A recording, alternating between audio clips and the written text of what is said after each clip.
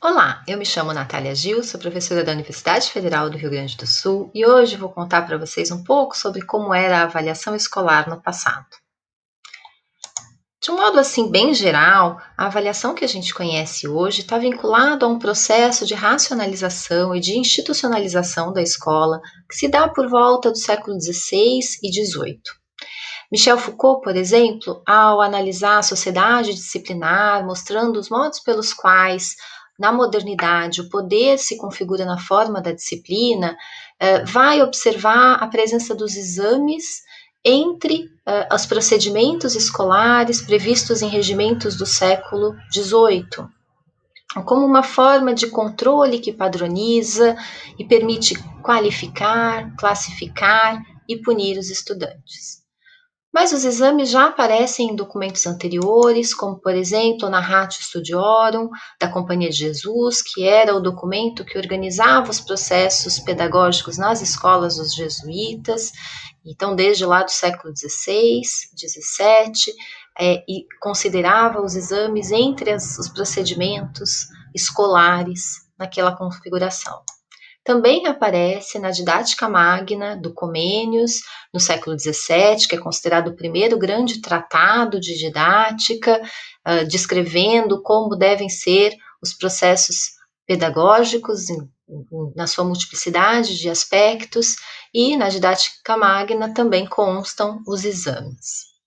No entanto, é só recentemente que a avaliação ganha a centralidade pedagógica que a gente conhece hoje.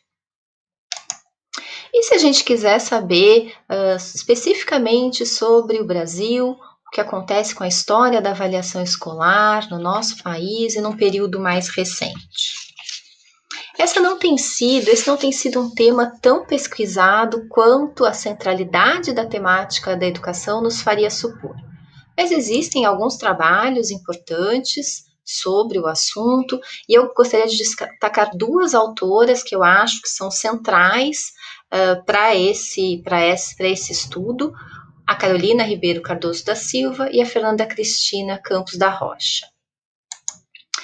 A Carolina Cardoso da Silva estudou no mestrado exatamente as práticas de avaliação escolar em escolas catarinenses durante uma boa parte do século XX, e no doutorado ela recua no período e se dedica a estudar o que consta sobre avaliação escolar em manuais destinados à formação de professores.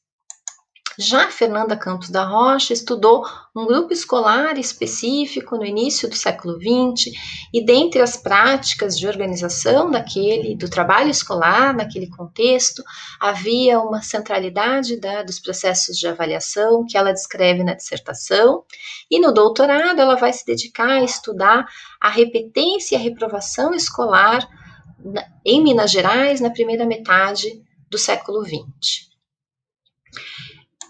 Há também duas dissertações que eu considero que colaboram muito para o exame dessa discussão. Uma delas é do Juarez dos Anjos, que vai estudar a província do Paraná, observa vários processos de escolarização, uma vasta documentação, dentre a qual tem também os relatórios de inspeção e outros procedimentos de avaliação daquele período.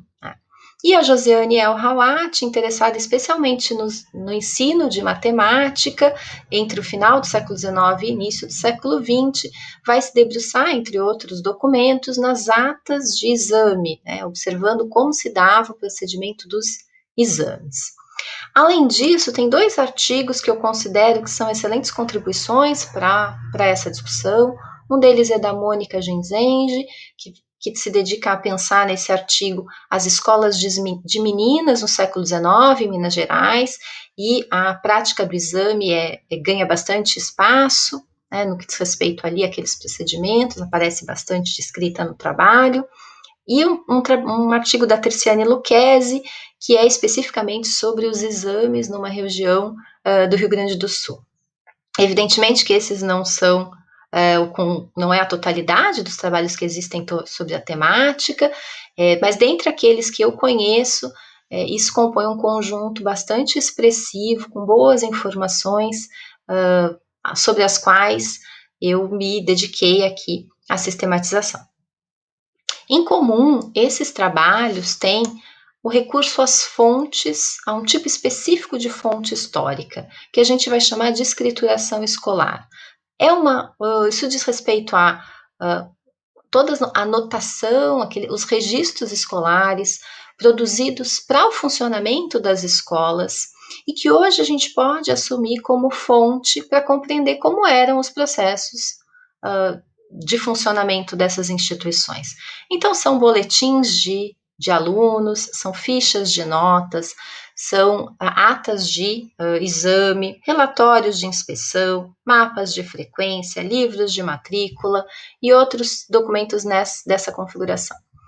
É um tipo de fonte nem sempre utilizado nas pesquisas históricas, pela dificuldade de localização, materiais que costumam se perder com o tempo, mas também porque às vezes trazem poucas informações, são lacunares, é muito raro que a gente encontre um conjunto de livros de matrícula, por exemplo, percorrendo a sequência de anos, por um longo período, ou que a gente encontre mais do que um ou outro boletim de aluno. Né? Então, isso é uma das dificuldades em trabalhar com esse tipo de documentação. Por outro lado, eles trazem informações preciosas para compreender aquilo que acontecia nas escolas. E o que esses estudos nos permitem saber sobre a avaliação escolar antigamente? Se a gente pensar ali no século XIX, o que se destaca é a feição dos exames, o fato de que a avaliação se dá sob a forma dos exames públicos, que são provas orais e escritas, cujo desenvolvimento fica registrado em atas, o fato de que poucos alunos faziam os exames, prestavam exames, e que os resultados são expressos na forma de descrição. Eu vou falar um pouco sobre cada um desses aspectos. O primeiro elemento é compreender que no século XIX os exames são momentos de destaque, de acontecimento na localidade, são públicos, anunciados nos jornais, como aparece aqui no jornal Astro de Minas, a professora Policena avisando do dia do exame, chamando as pessoas a comparecerem, esperava-se que um grande público local comparecesse para assistir os alunos serem examinados. Esses exames são realizados não pela própria professora ou professor da turma, mas por uma banca externa, da qual participam pessoas notáveis da localidade, como juízes de paz, ou outras figuras importantes, o inspetor escolar, o padre. Então, é uma celebração na forma de um ritual.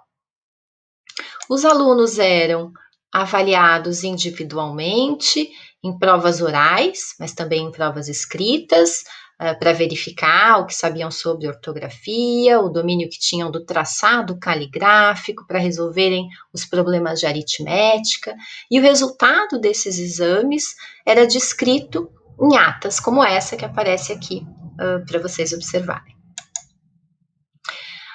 Naquele período, poucos eram os alunos que faziam os exames. Tá? Primeiro, a gente precisa lembrar que poucas eram as pessoas que chegavam a ir à escola, que frequentavam as escolas. Mas mesmo dentre aquelas que frequentavam as escolas, só uma pequena parte prestava os exames. Isso porque, para prestar os exames, era preciso que os professores indicassem que o aluno estava preparado para prestar o exame. Às vezes essa era uma decisão conjunta de professores e inspetores da localidade, que então decidiam quem poderia já prestar o exame e quem ainda não estava no momento preparado para essa avaliação. Né? Isso nos mostra, portanto, que o exame é a parte mais visível, mais destacada da avaliação, mas que a avaliação escolar não acontecia apenas no momento do exame. Né? Os professores avaliavam seus alunos de outras maneiras, de uma maneira pouco formalizada, no sentido de uma observação dos desempenhos, e era por isso que eles podiam indicar quem tinha condições e quem não tinha condições de prestar os exames. Aparece também um outro aspecto nesse sentido, que é a presença dos inspetores escolares, que eram aquelas figuras que tinham a atribuição de passar, de visitar as escolas para verificar se o trabalho estava sendo adequadamente conduzido e são, portanto, também momentos de avaliação. As visitas de inspeção são momentos de avaliação, né, num outro sentido, inclusive a avaliação dos professores, né, assim como do desempenho dos alunos. Aqui, nesse quadro, a gente vê que o número de alunos matriculados na escola é maior do que o número dos alunos que se apresentaram aos exames, e essa é uma evidência no fato de que poucos faziam os exames. Esse dado é de Minas Gerais, mas o mesmo a gente observa para outras províncias do Brasil, e inclusive num período mais para o final do século XIX, mesmo no início do século XX. Um outro aspecto interessante é observar que os resultados dos exames são descritivos, tá? Embora já constasse nos manuais de preparação dos professores a recomendação de que a avaliação deveria ser registrada de forma objetiva e que para isso a indicação em números era mais adequada. Então aqui eu trago para vocês um trecho que está no curso prático de pedagogia, que é um manual de formação de professores do Jean-Baptiste Dallignot, que foi publicado em 1851 na França, foi traduzido para o português e publicado no Brasil já em 1865, né? Em que ele indica que é preciso, que é adequado que o professor faça registros das notas diárias, das notas semanais, em algarismos, e que isso seja bem preciso, bem registrado. No entanto, apesar disso, o que predominou no século XIX foi um registro dos resultados em termos de aprovado ou reprovado. E aí era possível que o aluno fosse aprovado com distinção, quando ele demonstrava um desempenho excelente, fosse aprovado plenamente ou fosse aprovado simplesmente. É o que consta aqui nesse regimento interno dos colégios elementares do Rio Grande do Sul, um regimento de 1910, mas isso também aparece na legislação de várias outras localidades de modo bastante semelhante. Era possível que os alunos fossem reprovados, havia previsão de reprovação, mas eram raras as ocorrências de reprovação, justamente pelo fato de que os alunos que iam ao exame eram aqueles cujos professores tinham previamente indicado terem condições, né, de aprovação. Esse formato foi sendo progressivamente substituído no século XX, e a avaliação escolar vai então ganhando outras configurações. Isso está relacionado ao surgimento das escolas seriadas, há uma importância dada pelo discurso pedagógico aos testes psicológicos de escolaridade. A gente observa também no século XX o registro dos conhecimentos e dos comportamentos, né, da avaliação desses dois aspectos, e aparece ainda um outro elemento importante vinculado à avaliação, que são os índices de reprovação escolar. Vou falar um pouco de cada um deles. O primeiro aspecto para discutir o século XX, a avaliação escolar no século XX, é a importância que vai assumindo no modo de organizar as escolas aquilo que se chamou escola seriada. É o que para a gente é mais familiar, é a organização da escola em séries anuais, né? Então os alunos são distribuídos em diferentes séries ao longo da sua formação. Isso não era assim antes, até esse momento os alunos frequentavam uma mesma sala de aula, tendo diferentes idades, os alunos em diferentes níveis de adiantamento, e eram conduzidos por um só professor num mesmo espaço, né? Com a escola seriada, há uma distribuição dos alunos por diferentes séries, cada série ocupando uma sala de aula, e isso diz respeito a uma vontade, uma intenção de que a escola tenha uma maior racionalidade, seja organizada em torno de procedimentos mais racionais, o que faz com que a avaliação passe a ser mais frequente e mais detalhada, né? Cada vez mais na escola seriada há um detalhamento dos momentos de avaliação, né, das finalidades de avaliação. em torno da ideia da escola seriada também tem uma intenção de objetividade muito vinculada aos testes que permitiriam criar classes homogêneas, já que a escola seriada ela é baseada na ideia de que em cada série eu tenho um grupo homogêneo de alunos que sabem as mesmas coisas, que estão no mesmo nível. Tá? Essa configuração ela abarca um paradoxo, né, um paradoxo próprio da escola seriada, que diz respeito ao fato de que ela esse modelo, né, foi proposto como sendo aquele que permitiria uma maior eficiência da escola, uma maior expansão do acesso à escolarização para toda a população, mas esse detalhamento dos processos de classificação e de avaliação no interior da escola foi multiplicando as hierarquias e os processos de seletividade. Né? Então, uma escola que deveria se racionalizar para se tornar mais eficiente, portanto mais democrática, mas ao mesmo tempo vai criando cada vez mais mecanismos de classificação e seleção dos alunos. Né? Essas hierarquias de excelência são muito conhecidas, né, nos processos de escolarização. Philippe Perrenoud, por exemplo, vai analisar os processos de avaliação que ocorrem nas escolas e ressaltar que existem pontos de ruptura, né, que a avaliação vai criando pontos, momentos específicos de ruptura, é o momento da prova, o momento da avaliação, em que se pretende criar grupos homogêneos, tá? E se estabelece essa hierarquização escolar, que depois tem decorrências também numa hierarquização social. Então, esse é um processo bem emblemático da avaliação escolar e suas consequências no século XX. Essa hierarquização, muito típica, muito cara aos processos de escolarização, ela funciona melhor, ela se apoia bastante em escalas numéricas. Tá? Ou seja, a gente precisa considerar que a avaliação diz respeito a vários processos de observação dos desempenhos, né, do que ocorre do trabalho pedagógico. Mas a parte mais visível são as notas. Nesse sentido, um aspecto destacado que permite quantificar, que busca quantificar os desempenhos, são os testes, né? Os testes tanto psicológicos como testes de escolaridade.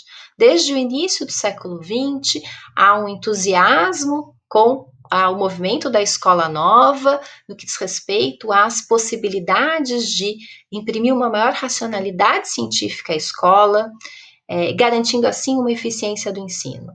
Os testes psicológicos se inserem nessa configuração. É uma tentativa de, por meio dos procedimentos disponibilizados pela ciência, garantir uma maior eficiência, um maior controle dos processos que acontecem nas escolas.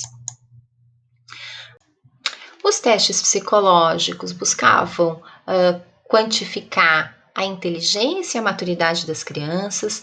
A sua intenção era permitir localizar as características específicas dos alunos para distribuí-los em classes que fossem adaptadas às suas necessidades, né? Numa tentativa de assim conseguir atender a todos os alunos, escolarizar todas as crianças, né? Levando em conta seus ritmos, suas necessidades, suas dificuldades.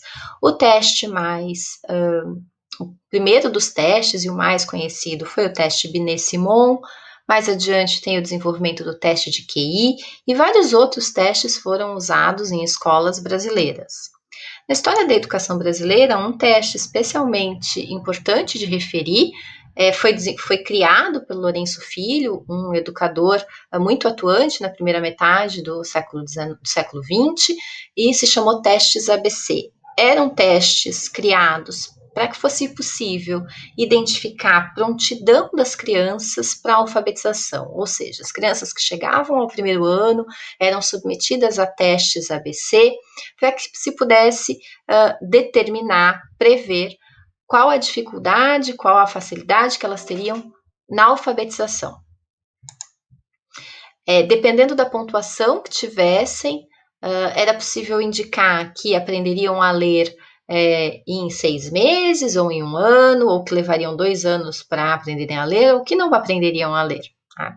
Esse é um quadro que aparece na Revista do Ensino, que é uma revista destinada aos professores, que circulou no estado do Rio Grande do Sul, mas é um modelo, uma ideia que vai circular em vários outros periódicos destinados aos professores, nos cursos de formação de professores, a ideia de que era possível quantificar, determinar as capacidades de aprendizagem dos alunos. Aqui o exemplo de uma ficha psicológica em que era preciso indicar várias das características dos alunos, né, anotar as suas características, entre as quais a classificação deles nos testes psicológicos. E aqui uma ficha de notas da Escola Ernesto Dornelles, que é uma escola destinada a meninas, em Porto Alegre, em que há um espaço para colocar aptidão mental, a pontuação obtida num teste de aptidão mental. Além dos testes psicológicos, por volta dos anos 40 e 50, tem espaço na área de educação um debate também em torno da pertinência dos testes chamados testes pedagógicos ou testes de escolaridade. A intenção aqui era afastar a subjetividade do processo de avaliação e determinar de modo mais preciso e objetivo os desempenhos escolares dos alunos. Lourenço Filho foi um dos defensores do uso de testes pedagógicos, e aqui tem um trecho em que ele faz o argumento, né, em defesa desses testes. Ele diz assim: as provas escritas, comumente aplicadas em nossas escolas, são de composição inteiramente arbitrária e de julgamento subjetivo, isto é, de julgamento que se torna variável de mestre para mestre.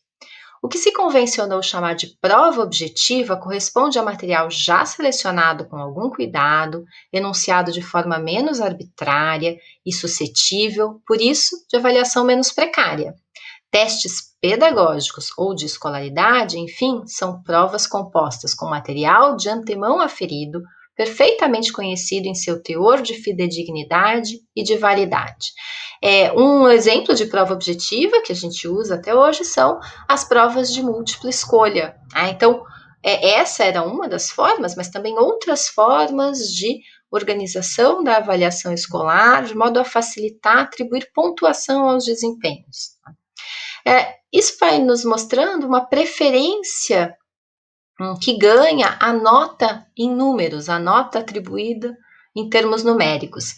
Nesse sentido, eu trago uma ficha de uma documentação que eu analisei sobre uma escola católica de Porto Alegre que funcionou entre 1926 e 1983, e é bem interessante a gente observar nessa ficha a atribuição de nota em números, tá? Inclusive para tópicos como comportamento e aplicação, que aparece logo ali no início. Então, essa intenção de avaliar os conhecimentos e os comportamentos são parte importante da história da avaliação escolar, né? Nem sempre o que está sendo avaliado são conhecimentos dos conteúdos das disciplinas. Né? O comportamento, a aplicação, a dedicação são também aspectos avaliados. E nesse período, essa é uma ficha de 1957, eram avaliados com uma atribuição de notas objetivas. Né? Esse é um ponto importante, interessante de observar na ficha. Mas essa ficha também permite observar outras coisas que vale a pena ressaltar. Então, a gente observa na ficha que é uma ficha de primeiro ano, né? Então é do início da escolarização. As crianças são avaliadas mensalmente em várias matérias, né? Então para cada matéria se atribui uma nota específica, e ali embaixo é possível observar também que é atribuído um lugar, né? Primeiro lugar, quarto lugar, ou seja, um processo de hierarquização dos alunos no conjunto de seus colegas da turma, que vai atribuindo a eles lugares em função de suas notas. Um outro aspecto que não pode ficar de fora, se a gente fala sobre avaliação escolar no século XX é a reprovação escolar. Mas essa é uma outra história que eu pretendo contar depois com calma em um vídeo específico, que diz respeito ao fato de que, como resultado dos processos de avaliação nas escolas, a gente passa a ter quantitativamente a ocorrência da reprovação escolar, uma expressiva reprovação escolar, o que explicita uma tensão típica da escola do século XX e do século XXI, no que diz respeito à função da avaliação, que por um lado pretende classificar os alunos, certificar aquilo que eles aprenderam, as aquisições, mas por outro lado também se destina a verificar as aprendizagens e a partir disso guiar o trabalho pedagógico. Isso nos coloca a pergunta, né, afinal, qual a função da avaliação escolar? Né? Cipriano Lucchesi, que é um dos grandes especialistas em avaliação escolar no Brasil, tem ressaltado que existe uma grande confusão entre o exame e a avaliação. Segundo ele, avaliar é o ato de diagnosticar uma experiência, tendo em vista reorientá-la para produzir o melhor resultado possível. Por isso, não é classificatória nem seletiva, ao contrário, é diagnóstica e inclusiva. O ato de examinar, por outro lado, é classificatório e seletivo, e por isso mesmo excludente, já que não se destina à construção do melhor resultado possível. Tem a ver, sim, com a classificação estática do que é examinado. Eu espero que, tendo apresentado rapidamente esse percurso da história da avaliação escolar, fique mais fácil entender a distinção que o autor apresenta. Né? Esse é um ponto importante, já que nas escolas essas duas dimensões costumam estar muito misturadas, ao ponto de ter, por exemplo, quem diga que se uma atividade pedagógica não vai ter nota, então nem precisa ser avaliada. Isso não faz o menor sentido do ponto de vista pedagógico, mas é possível compreender por que essas duas coisas acabam estando muito confusas. Fica então o convite à reflexão.